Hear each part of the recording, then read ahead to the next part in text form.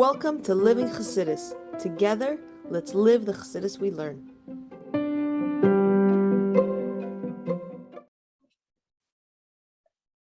Good morning, everybody, and welcome to Chassidus in the Morning, 15 minutes to hopefully change your life. Heichaltzu.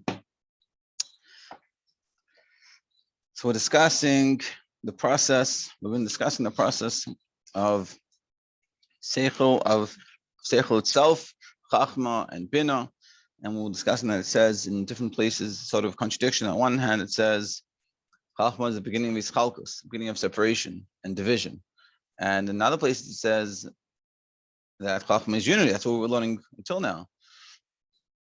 So we said, really, it's not. It's in Seichel. There's different levels. There's Chachma, and then there's Bina, and in Bina is what it sort of separates. Chachma, it doesn't. And I'm talking about it, and ultimately, hopefully, probably that by the end of this class, we'll talk about it. How there's separation that leads to unity, and then the separation that leads to division. And we want to make, of course, the one that leads to unity. Separation is not bad when it brings unity.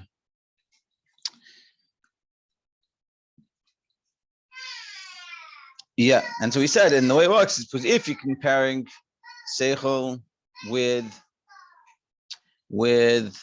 Keser, which is Ratzon, which is a much higher level, and Ratzon is the will. That will is a very essential thing, and that's very like one. It's not even divided. Like he said, the difference between Chachma and Bina, that Chachma is like an idea, that it's a flash of an idea. It has with bittul on it, but you don't really understand it, and you don't really have those tools. And whereas Bina, it's sort of dividing it. And so Chachma is the idea of bringing together, and Bina is dividing. But we said here, and we talked about that, but as much as Bina is dividing, but it's coming from Chachma, so it keeps it in that channel. It's like understanding an idea. To understand an idea fully, you have to break it apart, and that's why it's important to be able to have open dialogue, open discussion in general. Good communication is key, because if we just have it and we don't come together and talk about things, you have to come with an obviously Yisraelic way. We want to try to understand the other person's opinion and try to make sure to help you understand your opinion better and to really come together. So you can come and speak.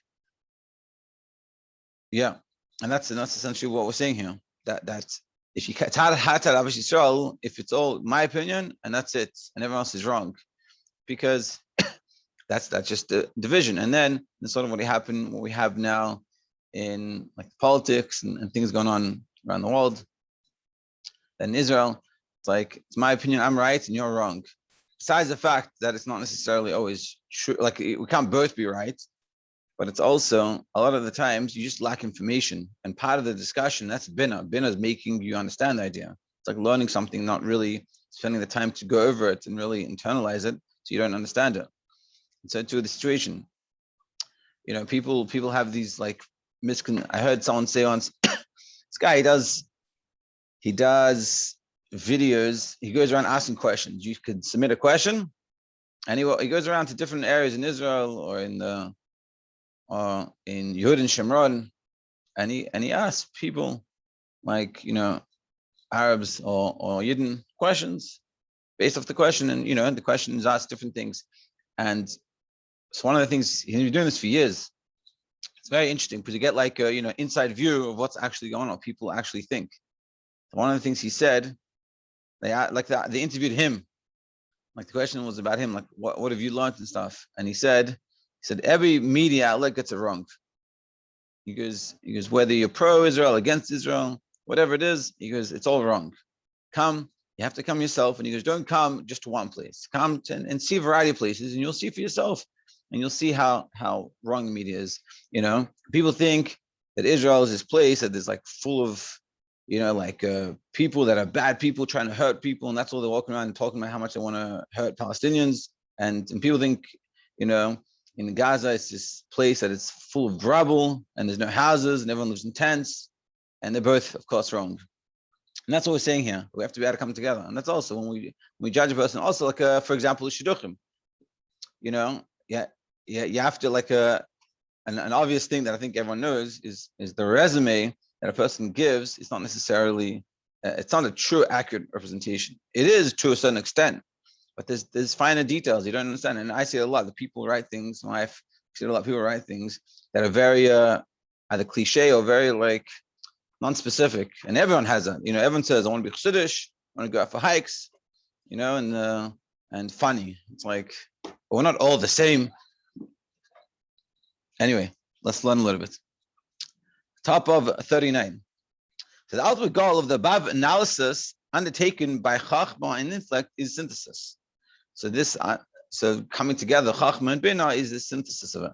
As well known, and as will be explained in the coming chapters, in general, there are two types of division. The first is division, which causes separation. For example, the division of the essential soul powers from each other. In the essence of the soul exists the potential for all the different powers of the soul, and powers the soul possesses. In essence, it has everything, all the potential. Intellect, emotions, movement, and the like. As these powers emerge, they are in their essence different from each other. So in essence, like in the seed, in the drop of semen, it has within it the whole form of a body. And as it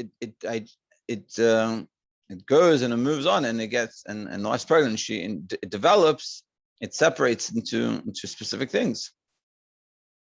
To the extent that there is no bond, connection, or point of unity between them. When it comes, but here that's in the person, it's all connected, makes a body, but in the soul powers, it separates totally. For example, the quality of chesed and gevura are in essence absolutely separate and distinct from each other. Chesed is giving, gevura is not giving, and they're very opposite each other and don't really come together.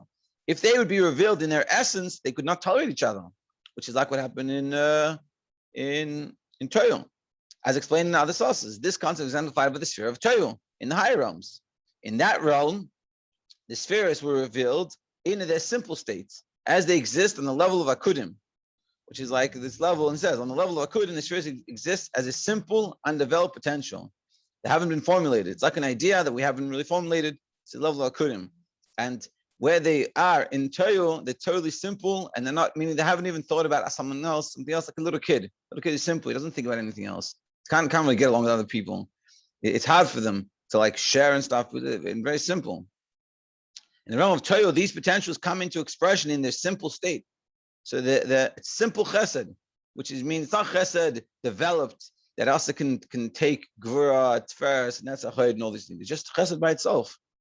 Therefore, they were opposed to each other and in conflict, as explained in other sources. The second type of division, that's the first type of division, that they contradict each other and they can't get along with each other, and they're very, very simple, but in a negative. The second type of division is one that leads to synthesis. This occurs when a single entity is broken down into many different components. When the two things are in essence different, their differences are the reason for the division that later results as mentioned above. However, when one single entity is divided into many particular forms, so when you start off with separate things, then the more they express themselves, the more separate they get. However, when one single entity is divided into many particular factors, such division is in for unity. But when you have one thing, the essence, being divided, that divided brings about unity. The function of Bina is to analyze and break into particulars the germ of a concept conceived by Chachma. See, Chachma, like we said before, Chachma is the point. It's one point. It's in essence, has everything. Bina separates those things. Thus, Bina involves taking a single idea and breaking it into its component parts. However, throughout the entire process of analysis, Bina is guided by the light of Chachma. So accordingly, the particular dimensions of the idea are not seen as disparate, I guess like separated points, but rather come together, enabling the person to conceive of the idea as a single whole.